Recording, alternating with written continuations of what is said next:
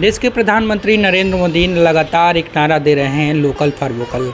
इस वक्त हमारी मौजूदगी उन्हीं के संसदीय क्षेत्र वाराणसी में है और हमारे साथ वुड एंड कॉस्ट के जो खिलौने होते हैं यहाँ बनाए जाते हैं, फैक्ट्री भी है। हम बात करने की कोशिश करेंगे। ये कितनी पुरानी आपकी फैक्ट्री है, कब से बनाते चले आ रहे हैं? हम तो इस फैक्ट्री को 50 साल से कर रहे हैं। इसको 50 साल हमको हो गया करते हुए। मेरा नाम रामेश्वर सिंह है, मैं लकड़ी खिलौने का मास्टर आर्टिजन हूँ। और ये कला जो है हमने अपने पिताजी से सीखी है। हमारे 4 पीढ़ी से हम लोग काम कर रहे हैं। मेरे दादा, मेरे पिताजी, मैं और मेरा बेटा ये काम कर रहे हैं। इसको हम लोग जो लकड़ी खिलौना बनाते हैं वो स्ट्रेट वुड बनाते हैं, जिससे कि लकड़ी सस्ती पड़ती है, जलाने का काम आती है और ये लकड़ी बच्चों के लिए नुकसानदेह नहीं होती है। जैसे कि लकड़ी कोरिया वुड है, यूकेलिप्टस वुड है, ये बच्चों को नुकसान नहीं देती है। लकड़ी जो हम लोग को बहुत आसानी से मिल जाती है क्योंकि सस्ती है ये। लेकिन अभी क्या है कि कोरिया वुड बंद हो जाने की वजह से हम लोग लकड़ी का प्रयोग जो यूकेलिप्टस वुड में काम कर रहे हैं। यूकेलिप्टस वुड में काम करने का मतलब है कि सस्ती होने के वजह जो हमारा प्रोडक्ट सस्ता पड़ता है। अगर महंगी लकड़ी यूज़ करेंगे तो महंगी पड़ेगी, प्रोडक्ट कोई लेगा नहीं। हम लोग 100 रुपये से 500 रुपये तक प्रोडक्ट बनाते हैं।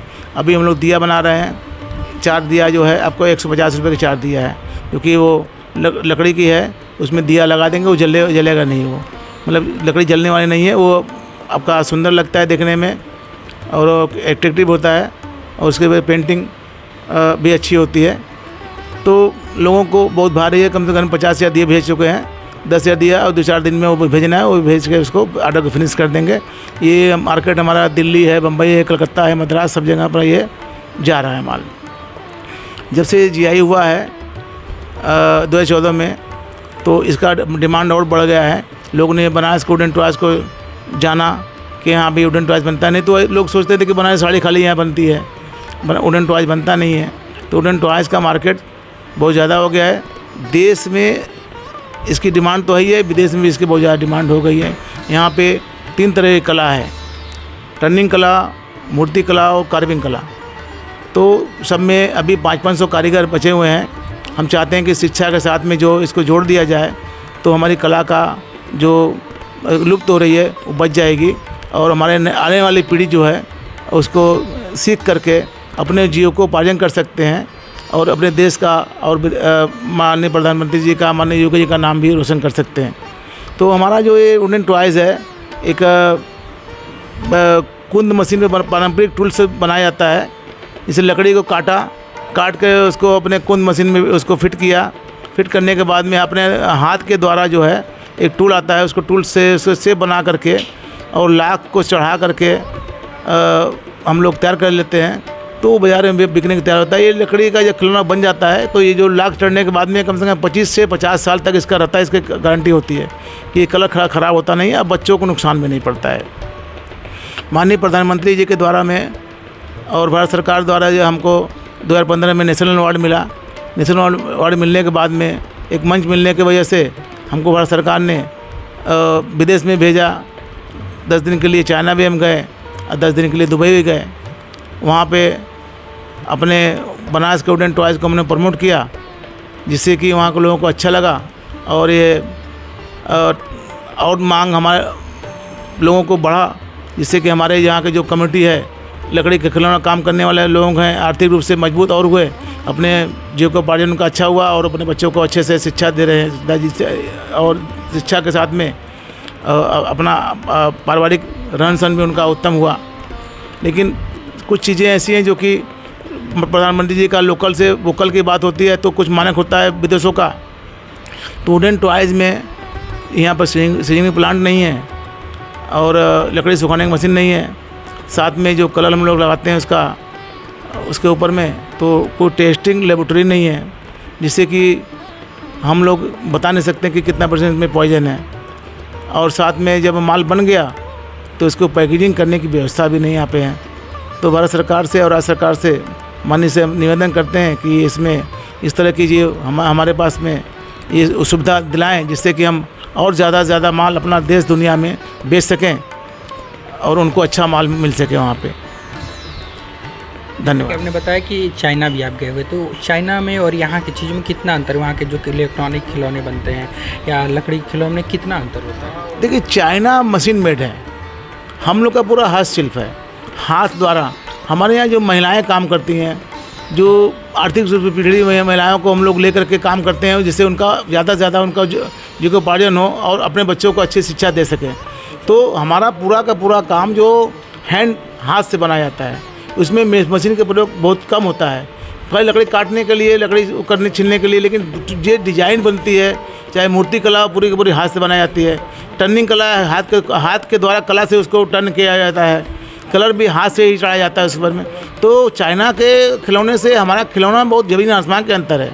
हम पूरा हाथ से, पूरा ब्रश से पेंटिंग करते हैं मूर्ति कला में, जिससे कि एक अलग पहचान है। जो खिलौना बनारस का बनता है और जो मूर्तियाँ बनारस बनती हैं वो विश्व में कहीं नहीं बनती हैं। तो ये हाथ द्वारा जो बनाई चीज़ें हैं वो एक अलग महत्व उसका होता है और टिकाऊपन होता है। हमने इसको बनाया तो हम इसके बारे में पूरी जानकारी देते हैं। आपको प्रभु श्री राम जी, प्रभु भगवान ने बनाया तो आपको उनकी चलेगा, कितना दिन चलेगा वो, आप कितने दिन चलेंगे। लेकिन लकड़ी खिलौना हमने बनाया तो इसके बारे में हमको जानकारी पूरी है। तो ये हमारा चाइना से मेल करना बहुत अच्छी बात नहीं होगी, क्योंकि हमारा हैंडमेड है, उनका मशीन मेड है। अच्छा, जैसे जैसे समय बढ़ता है, ज़रा मॉडर्न ज़माना हो रहा है, लोग इलेक्ट्रॉनिक चीज़ों पे ज़्यादा फोकस करके, क्या आने वाली जो पीढ़ी है क्या इस विरासत को संभाल पाएगी? कि कारीगर भी नहीं मिलेंगे या लोग का हाथ से काम भी नहीं करना चाहते, ज़्यादा मशीन का इस्तेमाल कर, ऐसे में क्या बदलाव आएगा आगे?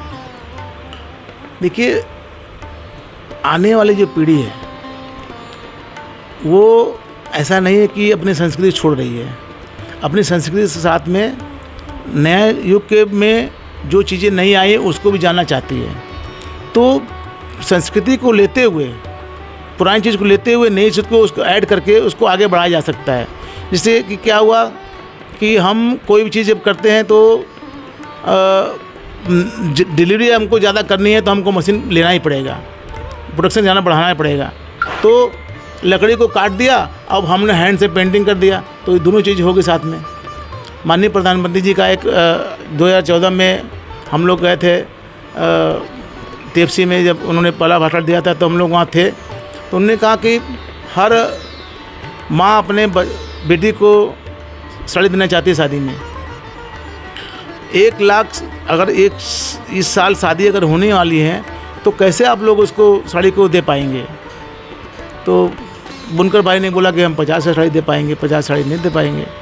तो प्रधानमंत्री जी ने उनको दिया कि देखिए सब काम आप हाथ से करते हैं, इसलिए साड़ी का प्रोडक्शन आपको 50,000 होता है, उसको कुछ कन्वर्ट कर दीजिए मशीन में।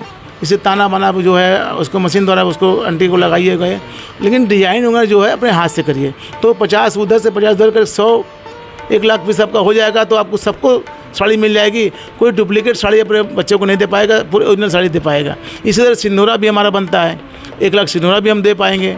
तो चीज़ें जो हैं आने वाली जो नई पीढ़ी है वो भी समझती है कि अगर हम विरासत को छोड़ देंगे तो आगे हम नहीं बढ़ पाएंगे। हिंदुस्तान में इतनी कलाएँ हैं और इतनी चीज़ है कि उसको साथ में लेके चलने में ही हमारे देश का भला है। और जितने जो हैंडीक्राफ्ट में काम करते हैं लोग, हम लोग विदेशी मुद्रा लेके आते हैं। डॉक्टर इंजीनियर विदेशी मुद्रा लेके नहीं आते हैं। इसलिए भारत सरकार का ये एक उद्देश्य है कि जितने कलाकार हैं, जितने यहाँ पे विरासत चीज़ें हैं, उसको ज़्यादा से ज़्यादा हाईलाइट किया जाए, जो ख़त्म हो रही है उसको बचाया जाए। इसके शिक्षा के साथ में जोड़ा गया। हम लोग अभी ये जो आपका नवोदय विद्यालय में इन्होंने लॉन्च कर दिया है, हम लोग जाकर वहाँ पे बच्चों को ट्रेनिंग दे रहे हैं और ये चीज़ चालू हो गया है कि शिक्षा के साथ कला में इसको ऐड किया जाए। अच्छा, लगातार प्रधानमंत्री लोकल फॉर वोकल का नारा दे रहे हैं, तो क्या इससे मार्केट में तेज़ी आई है, कुछ बदलाव हुआ? हाँ, लोग ज़रूर, प्रधानमंत्री का जो वक्तव्य होता है एक पूरे देश के लिए और लोग हित के लिए होता है। लोग समझ रहे हैं कि अगर हम देश में कोई सामान बनी चीज़ खरीदते हैं, एक तो उस कारीगर का भला होता है और साथ में बनी चीज़ जो है पैसा देश में रह जाएगा। तो इसलिए देश का भला भी होगा और जो कारीगर बना रहा है उसका भला भी होगा। इसलिए लोकल फॉर वोकल में दोनों लोग का भला है। अच्छा, आने वाले समय दीपावली का त्यौहार, इसमें लकड़ी की क्या क्या चीज़ें आप बना रहे हैं और उसको प्रोडक्शन बेच रहे हैं? देखिए, हम लोग लकड़ी की चीज़ें जो हैं दिवाली पे हम लोग के यहाँ पे हैंगिंग जो सजाने का काम आता है, हैंगिंग में कई तरह की चीज़ें होती हैं जो सजाने का काम आता है। दिया हुआ लकड़ी का वो भी हम लोग बना कर दे रहे हैं। गणेश जी की मूर्तियाँ जो हैं, गणेश लक्ष्मी को भी हम लोग दे रहे हैं। डिमांड ज़्यादा है, जितना हम लोग को ऑर्डर मिल रहा है उतना हम लोग दे पा रहे हैं, उतना ऑर्डर लेकर के उनको पूर्ति कर रहे हैं। धन्यवाद, हमारे साथ ऐसे ही जुड़े रहिए। लगातार तमाम ऐसे ही चीज़ों को हम प्रमोट करते हुए आपको दिखाते रहेंगे। वाराणसी से अविनाश कुमार पांडे, उत्तर प्रदेश समाचार।